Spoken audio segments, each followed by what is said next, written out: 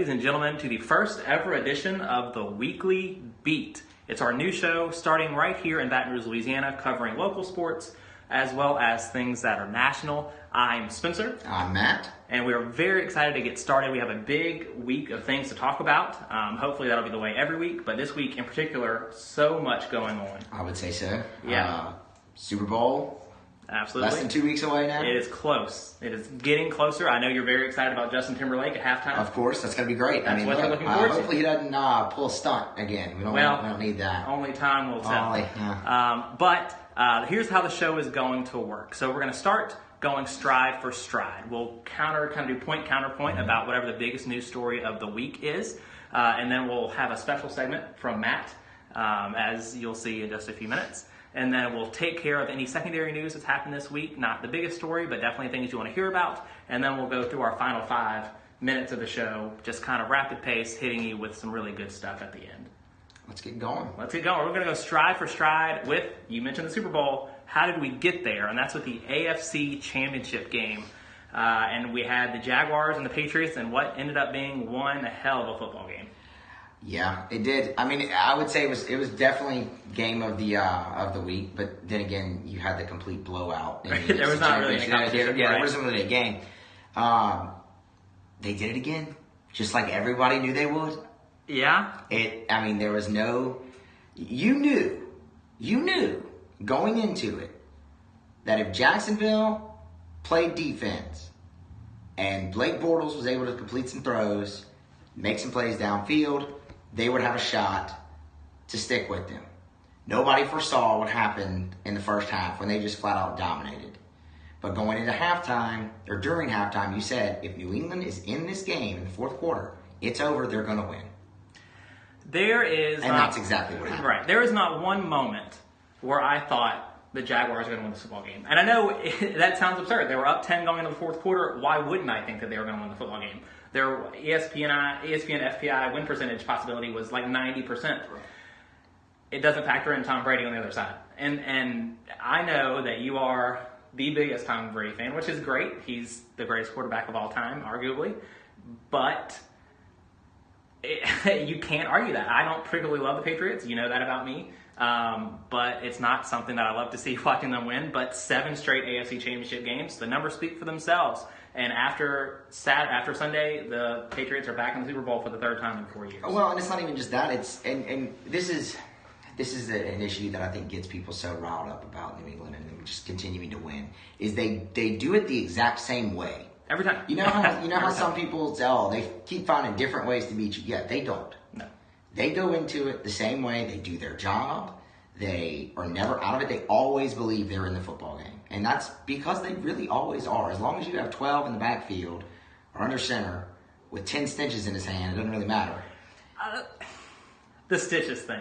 Come on. Was it as big of a deal as it is? I don't think it was. I don't really think it impacted him at all. I mean, Coach Belichick said that after the game. Because the media was asking him about it, and those are his favorite people. But he just scoffed at it and said, "Come on, we're not talking about brain surgery here." It's just one more thing to try to either shake the opponents or to build the legacy of the Patriots and Tom Brady. Right. And I wasn't listening to it. I didn't want it. I didn't think it mattered, and it ended up not mattering. I will tell you, the Patriots win 24-20. Right. Blake Bortles 23 of 36 for 293 and a score. Which Tom Brady 26 of 38. He was very even. This game overall was very, very even.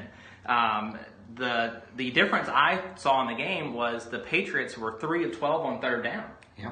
And the Jaguars were not. They were not. The Jaguars were not. The thing that ended up mattering at the end was that Tom Brady had the ball last. Exactly. And you have Jacksonville beat them in just about every offensive category. They rushed the ball incredibly well with Leonard Fournette. Yeah. Which, now I kind of know how the opposing teams felt when he was in college, except for Alabama. But, he had a great game. That one play in the first half, I think it was their 2nd touchdown, his first, when he just ran straight through Kyle Van Noy at the goal line and carried him about 3 yards into the end zone. Leonard Fournette doing Leonard Fournette things. Exactly, basically, yeah, that's what he did. But, look, Jacksonville came out and they left their heart out on the field. They talked a big game and they backed it up for most of the game. They led from the start of the second quarter all the way till about 6 minutes left in the game. They were in the lead, and they were doing it with smash mouth football and a play action game over the top, and their defense was playing lights out. When it came down to, like you said, It's Brady what it comes down to.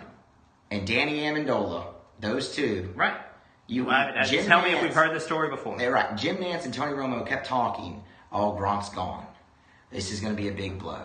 I was sitting there on my couch thinking, where were you last year when he was out for the entire season and they won the Super Bowl? It does not matter because somebody's going to step up and do their job, and it's gonna fall the way it's going to fall. Well, the thing that really boosted this game was Tony Romo's analysis.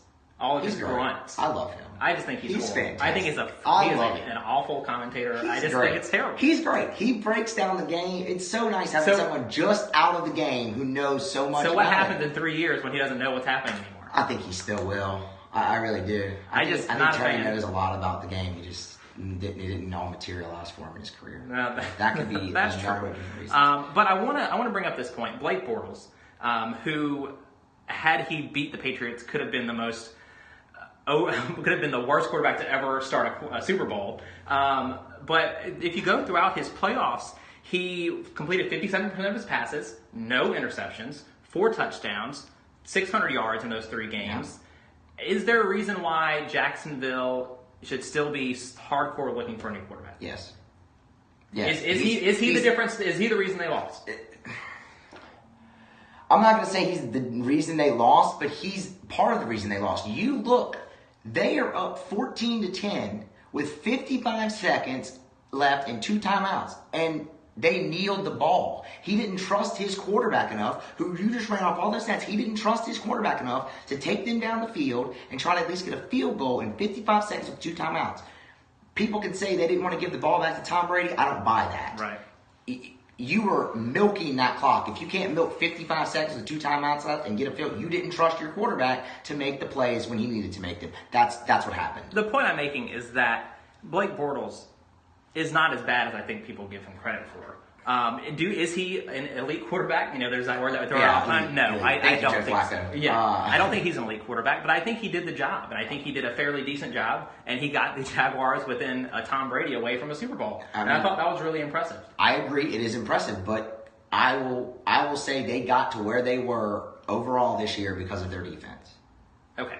And their running game. I agree. I completely agree. I am in no way you have to have that homie. mix. I'm like, yes, this is the guy. It's tough to win in any kind of football with a game manager as your quarterback. Is he as bad as everyone makes him out to be? No, he's not as bad as everybody makes him out to be. No. Do I think you can win championships with him? It remains to be seen because it's the first time you've gotten this close. So we'll have to wait and see. I don't know. Let me ask you, one of the big controversies, because we can't have a Patriots game without controversy, right? That's how it works. One of the big controversies was the lack of penalties called against New England. And I just want to get your take as a fan from that perspective. What did you see? Is there a reason for people to really be talking about this? No. So the Patriots had 1 penalty for 10 yards. The Jaguars had 6 for 98. And only 2 of them were non-subjective penalties. So no, that did not cost you. It did not cost them the game. And for their players to come out the next day and complain about the penalties, in my opinion, devalues everything you did in that football game. I'll give you this: the penalty on the sideline against Brandon Cooks, the pass interference, that was not the best call. It wasn't the best call. They were both fighting with each other. What the ref saw, he saw this Jacksonville DB with his arm hooked around Brandon Cooks. You're gonna get called for that. What could it have been a no call? Yes, it should have been a no call, actually. But for you to say that gave the Patriots the score, you don't know that because they don't call that. Who's to say they still don't get points out of that? The last time in an AFC Championship game that a team was penalized that few times, it was the Patriots again against the Ravens. So you don't think that there's any connection, that there's no foul play? The NFL would not stand for that because it devalues their game, and they cannot have that with their lower ratings. They can't have that. That is in no way had any bearing on the football game. Of course it had bearing on the game, but there were only, you said they had 6 penalties, right? Mm-hmm. 98 yards. That's 7 penalties called in an entire game. They were letting them play. I saw the Patriots do a few things. I was like, that should have been a penalty. One thing that comes to mind, I don't remember who it was. It was a pass over the middle, late in the game, and they interfered. They got in there really late, and it wasn't called. Granted, you don't know if that's going to change the entire... I'm never a fan of blaming the referees, ever. Because, unless it's something like the touchception, when it actually decided the game. I'll give you an example real quick. You had the Atlanta Falcons... New Orleans Saints game earlier this year, the first one in Atlanta. The officials were terrible. Awful. They were god-awful. Mm-hmm. Are they the reason the Saints lost the game? Maybe not, because here's the thing. Drew Brees, your franchise player, still had the ball in his hand at the end of the game to win and threw an interception. That is ultimately why you lost. I have always been on the side of penalties matter, yes. But there is never just one reason why you lose a football game. No. It's never just one penalty. Because there was 10 different things you could have done before where that penalty wouldn't have mattered. But what I will say... in reaction to that is that in the NFC Championship game, only 6 penalties were called total. There you go. So that's not 7 in this game. That's not something that we're hearing a lot of because people want to buy into the Patriots. They want it to be true, but it's just not true. You look at some of the penalties Jacksonville had. They had a delay of game out of a timeout. Sound familiar? Throwing a little shade there, son. They had a holding penalty on Cam Robinson that was ultimately declined. You had the illegal shift. That's not subjective. They weren't set. And you had the only 2 penalties that were subjective were 2 pass interference calls. And the first one should have probably been a no call. While the Patriots keep on winning, the jury will still be out on whether or not it's fixed. Yeah. So I'm just letting you know that's the way it's going to be. But we did mention the NFC Championship game now. Let's go there now. The game was not even close. Eagles 38, Vikings 7. Vikings the best defense in the league. Not so much when it mattered. Yeah, man, look, I was sitting there watching that game, and I'm sitting there, I'm looking at it, and I'm just like, okay, here we go, see what Keenum can do. Because I thought the Saints were going to win that game before the whole thing. I said Keenum's going to struggle. It's his first year playing. Right. He didn't, and it started very similar, man. They were running the ball. Mm-hmm. They were giving him easy throws. They took it straight down, scored a touchdown, thinking, okay, and that was the last time they smelled the end zone. Yeah, and then they stop. Their defense shows up and stops Nick Foles and whatnot. A couple possession later, pick 6, game is over. That's it. It is over because that Philadelphia crowd, that raucous Philadelphia crowd got into that game. They were out of it. They got into that game with that pick 6, and it was over. And it was done. The wheels were off at that point on the Vikings defense. And Foles ends up going 26 of 33 for 352 and 3 scores, which no one would have ever predicted. Ajayi was Leonard Fournette. He ran for 73 yards, averaging 4 yards a carry, which... What a steal. What a pickup they got. Oh, absolutely. Which made Foles' job that much easier throughout the whole rest of the game. Minnesota turned the ball over 3 times. Philadelphia, 10 of 14 on 3rd down. Yep. Hard to beat that's for sure. Overall, just a good old-fashioned butt kicking. It was a flawless game plan with even more flawless execution by Nick Foles, who they prepared him great. If you watch the game against the Falcons, they were really not letting him throw that ball. Right. They were letting him sling it all over the yard on Sunday, and he rewarded them with just an absolute beatdown. And we'll see. We'll see what they can go. So that leads me to my next question is, we now have the matchup. Patriots, Eagles. How do you like this matchup? Eagles, 3rd Super Bowl appearance in franchise history. They're 0-2 in their first 2. That second loss coming to the New England Patriots. So kind of a rematch from the 2006 Super Bowl. How do these teams match up? They match up well. I mean, it's going to be... I actually like how they match up, to be honest with you, really, because, I mean, of course, there's one big black eye on Philadelphia, and that they don't have the established quarterback that New England does, but nobody does. That's true. So the only team that can really make that argument is New Orleans, because they are the only team really with a veteran quarterback who's won a Super Bowl. Or Pittsburgh can make that argument too. They don't have that. But what they do have is a pretty solid defense. They have a good front with Fletcher Cox and people like that on their line. And it's going to come down to if Nick Foles can make the plays. Because Brady's going to make the plays. Yeah, no doubt about that. You think his hand will be healed by then? I think it'll be fine. New England's going to make the plays, and Brady's going to make the plays. Can Foles make the plays to keep his offense in the game?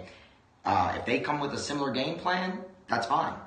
and maybe he can't, but I can tell you right now, it's a different defense he's going to be facing scheme-wise and just... And a different coach who can adapt. Exactly. And nobody adapts better than Bill Belichick. Nobody does. We will have much more Super Bowl preview next week. I just wanted to get your first thoughts on the matchup itself.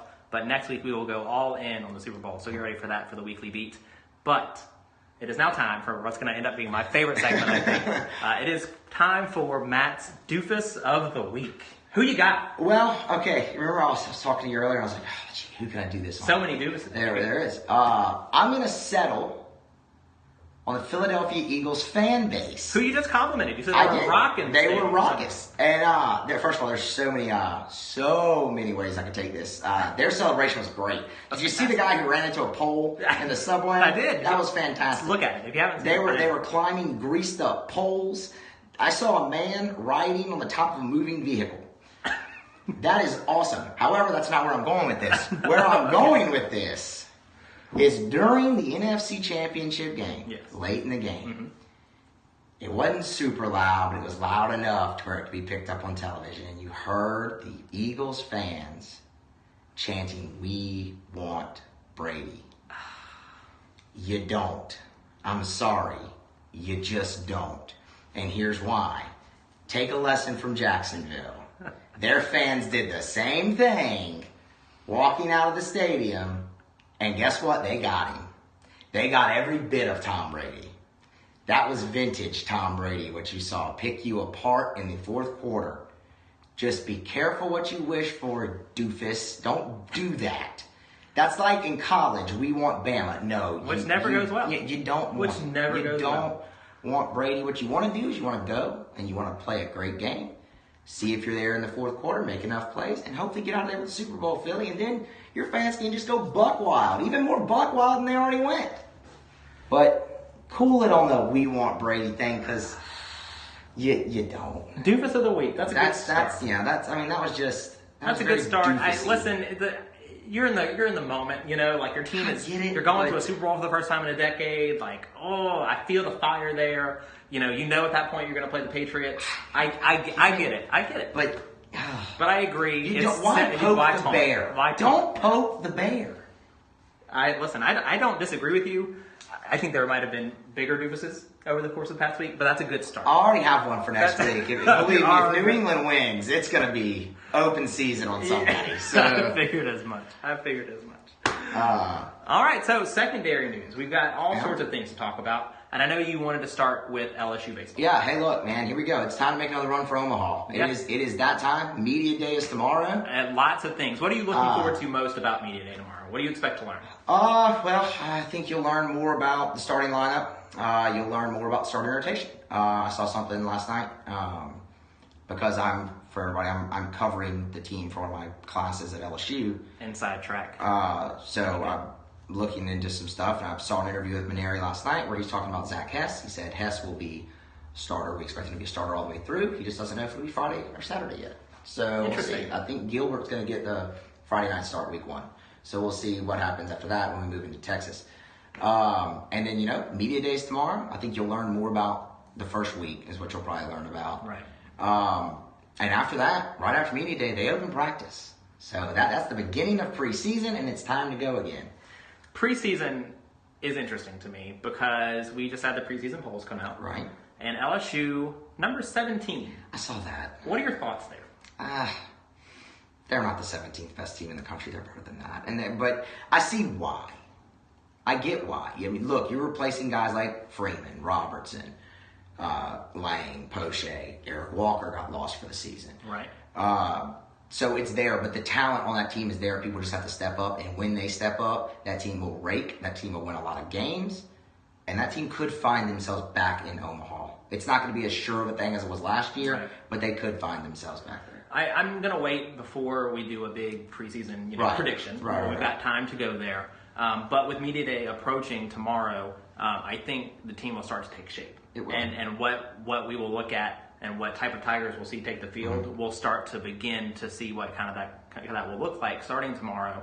But we do know there has been a bit of a coaching change that was announced. And I'm curious what your thoughts are, the impact that this is going to make.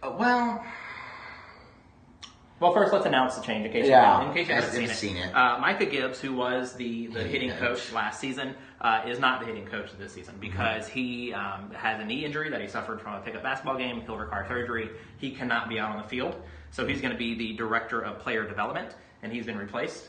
Yep, by Sean Ochinko, former national champion. Sean Ochinko. I don't think it's going to be that different. I mean, both guys were on staff last year. Mm-hmm. So with both guys being on staff, maybe it'll be a little bit of a different voice, but I don't think they're going to try to make it too different for the guys. I mean, I don't foresee it being a big deal. Let me put it that way. I don't foresee it being that big of an issue. I think Ochinko's a good coach. I think he knows the game very well. Sean was never that star at LSU, but he was always that reliable guy who, when you needed him, you knew you could count on him. Who would you say is the Sean Ochinko right now? Probably somebody like Chris Reed. Right. Somebody that is there for you when you need him. Yeah. Not gonna is a big presence on the team. The guys like him. Right. Yeah. I mean, it's probably who it is. I like that. I agree with you in terms of thinking that the move's not gonna be that big of a deal. It's one that needed to be made. You know, we need to have obviously somebody down there. Right. And so the move just makes sense. I like being able to keep Micah Gibbs around because I'm sure he'll be back in the same role soon. Probably. It's a shame that happens. Kind of freak accident. But willing to adapt, and that's a change that needed to happen before everything got rolling. I agree. I agree. We'll see because I mean, that's another thing. A lot of the guys they have played last year. Right. I mean, they're young but they played. You got Watson, sophomore, he played. Smith, sophomore, played. Right. Slaughter, sophomore, played. All of them started the entire time, and you got a couple junior college kids coming in who should play a big role. Brent Broussard should be your starting second baseman, but he's a junior college kid. He's got a lot of experience, and you got a JUCO kid going to play catcher who's got a lot of experience and should be fine, and you're just going to need arms to step up. So you're 1-2. You don't know the rest. So the reason why LSU baseball is as low, we'll say, as number 17 in the preseason polls, is because they lost a lot. But you are on the train of thought that they did lose a lot, but they also picked up a lot moving forward. Right, and it's kind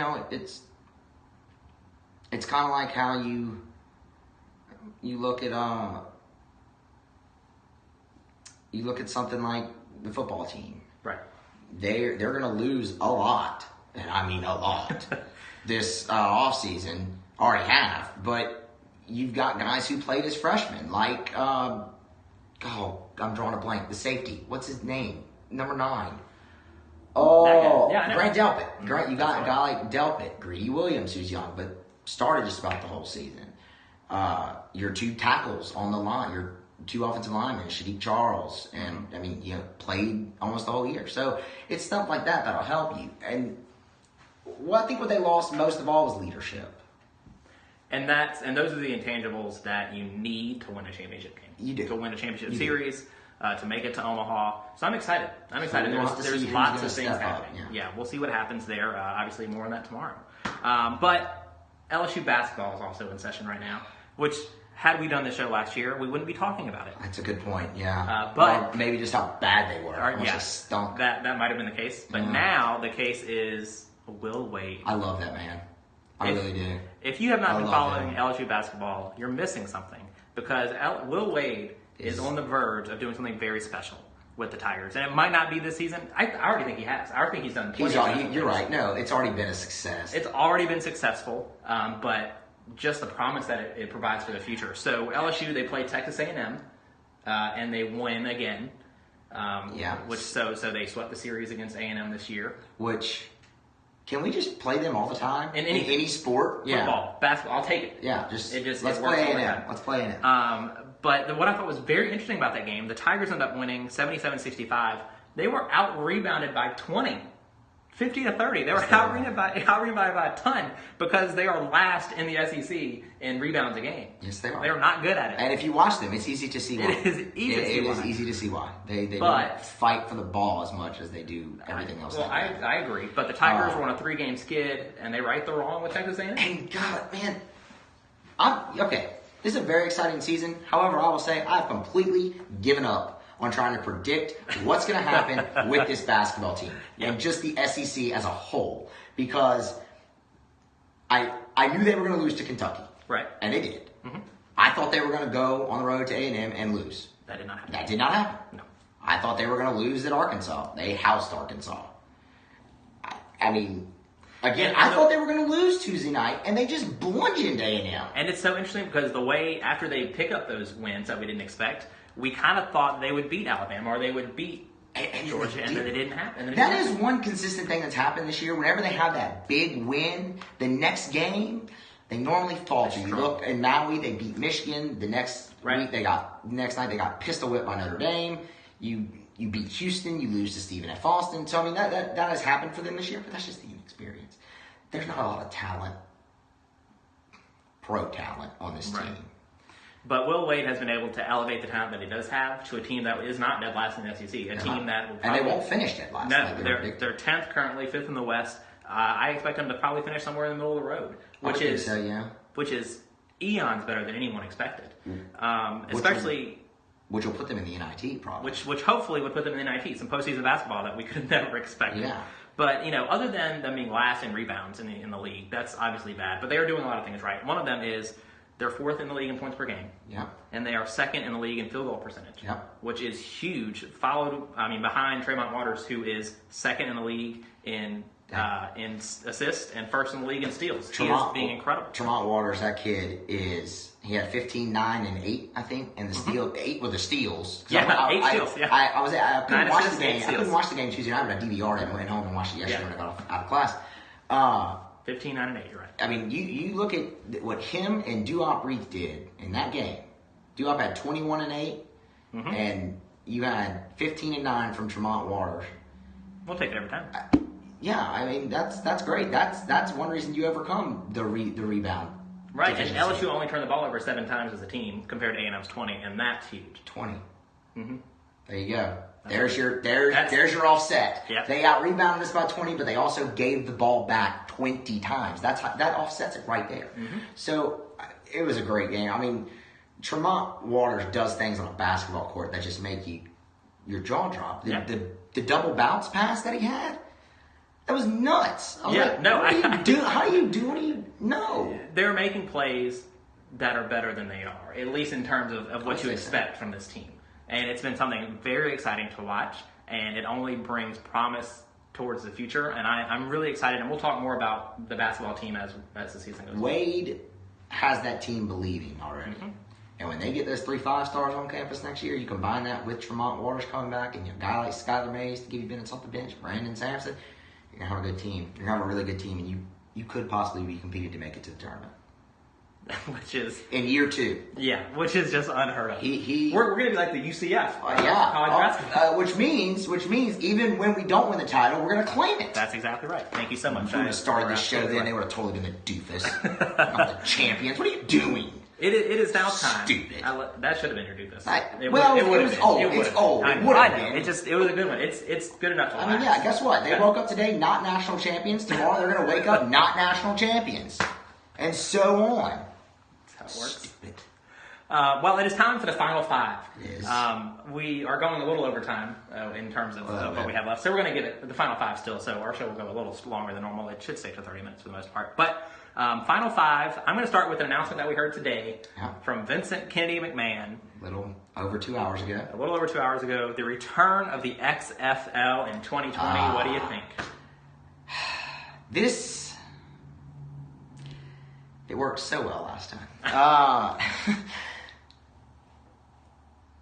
I'm not going to say it's going to fail because this could work. It could work. Is it? Probably don't think so, but it could. He's changed it. Yeah. That's what was one of the biggest downfalls, was he tried to make it sports entertainment, and it's not. This could succeed on the level of something like the Arena League, which has been around since 1986 and is still going. Right. There's a market for smaller leagues, but it has to be done right. He said he's going to hire the right guys. He's going to step out the way. But he's also said he's going to own all 8 teams. That doesn't work. Can you imagine if Roger Goodell owned all 8 teams? You think there was a conspiracy? The Patriots wouldn't win anything if that happened. I just don't think that works. We will see. He's got a couple years to fine tune it. He does. Before we see what happens. He does. More announcements coming, but he did say it would be totally separate from the WWE. He said you wouldn't see him again, likely in front of the XFL at all, which would be surprising to me. I think that's a good thing. It is a good thing. If he wants any shot at the XFL being legitimate, he needs to let it be legitimate. And by that I mean he needs to hire people that know what they're doing. He needs to step aside. It's not his forte. Let him stick with the WWE, which arguably is not his forte anymore. That's besides the point. That's another story for a different time. But let the football league be a football league. And he said that's what it's about. It's about playing football, giving back to the fans. And we'll see. I'm not going to cast it away until we see what happens. I think it could work. It could. He's looking for. He's not going to have a TV partner. So I mean, he's going to people like Amazon and stuff like that. And I'm going to tell you right now, that's going to happen because they already inquired about his other shit, Raw and SmackDown. Right. So that's what he's going to do. He's going to put that on there, and that could work. It's just, are people going to watch? Time will tell. That's the we'll thing. See. Can we bring He Hate Me out of retirement? Because that's bring him back. That's the greatest thing ever. I completely agree. We'll do quickly a couple more stories. One of them, LSU gymnastics. If you are not following the women's gymnastics scene, you are doing something very, very wrong. Second in the country, only behind Oklahoma. They sold out against Alabama last week. 13,729 in attendance for that victory. You were there. I was You're there. actually there. How was the crowd? How was the atmosphere? Awesome. That was awesome, dude. I'm probably going to go back before baseball starts again. I mean, it was fantastic. There. That was the first time I'd been to gymnastics since I was like 8 years old. So, I mean...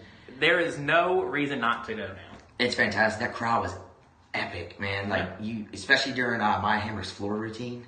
And people chanting for the score of a 10. I mean, it got loud. Like, it got loud. It is to me right now the single, and I love Will Wade. I do. I think he's fantastic. But I think what's happening with LSU gymnastics is the single most exciting thing on campus. I would agree. Yeah. I mean, well, look, I've been saying this for a while, and this is just the truth. You have two teams at LSU right now who actually compete for titles. One does flips, and the other plays on a diamond. And that's it. That's it. Those are your only two teams right now of substance that are going to actually compete for titles. And the basketball team's not far off, and maybe the football team can get back there. Only time will tell with that, and we'll get into that in spring ball. But last thing, Tiger Woods returning to Torrey Pines, 1 over through 9 holes today. He's playing okay. There's obviously going to be a rust there. What do you expect from Tiger at Torrey Pines this week? Well, he's got South course today, so he's playing the hard course today. He gets the easier North course tomorrow. He will not win. Do you think he makes the cut? Going into it, I did not think he would make the cut. Watching him a little bit today, he could stick around for the weekend. He needs to stick around for the weekend because what Tiger needs is to play. He played well in the Bahamas when he had to play 4 rounds. Right. But that was only an 18-man tournament. This is a full event. We'll see what he does. He says he's never felt better in his life. We'll see what's going to happen. I'm rooting for Tiger. I'd love to see him. He won't ever be what he was, but we'll see what's going to happen. Look, first of all, I love Torrey Pines, and so does he. It's a great so course. He does. If there's a place for him to return, this is it. Maybe he'll get it. Maybe. I'm wearing my red and black today on purpose. Tiger returning. It's very exciting. I'm excited to watch no matter what happens. Do I think he makes the cut? I think he comes close. I don't think he does ultimately, but I think he comes close. Yeah. I don't think he will. But expect him to play 1 or 2 more times before the Masters, and you never know. He'll make a cut then before, and he might make the cut at the Masters. We'll see. He needs to make the cut. I for me to say that this week at Torrey was a success, he needs to make the cut. He needs to play 4 rounds because if he doesn't, it's setting him back. Right, I agree. He needs to play competitively as much as he can. Right. That's a lot of news. That was a whole lot punched into these 35 minutes. And thank you for joining us for our first episode of The Weekly Beat. Please follow us on Facebook. Follow us on Twitter at The Weekly Beat BR. You can follow Matt on Twitter. You can also follow when you go to The Weekly Beat. Our Twitter handles are in the bio. So you can find all of our social media links are in the bio for The Weekly Beat. In the meantime, we'll be back next week. Yeah. The beat will go on. So we're really excited about that. Thanks for joining us. It was a lot of fun. I enjoyed it. We'll see y'all next week. See you then.